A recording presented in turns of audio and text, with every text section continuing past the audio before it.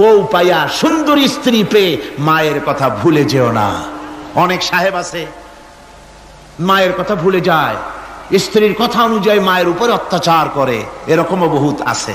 আল্লাহ পাক বলছেন শোনো, وَقَضَى رَبُّكَ أَلَّا تَعْبُدُوا إِلَّا إِيَّاهُ وَبِالْوَالِدَيْنِ إِحْسَانًا।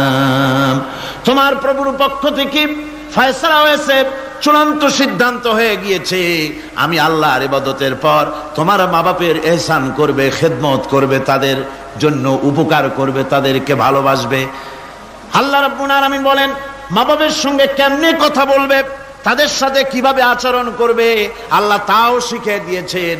আল্লাহ পাক বলেন ওয়ালা তাকুল লাহুমা ওয়াকুল লাহুমা কাওলান কারীমা।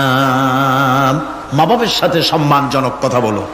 ওয়াকুল লাহুমা কাওলান কারীমা, সম্মানজনক কথা বলো। মাথায় ঝাঁকি দিয়ে রাগ করে চোখ মোটা করে কথা বলো না।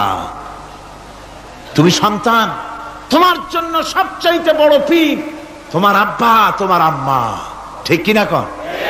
ছেলের জন্য, মেয়ের জন্য, সন্তানের জন্য সবচাইতে বড় পীর কে?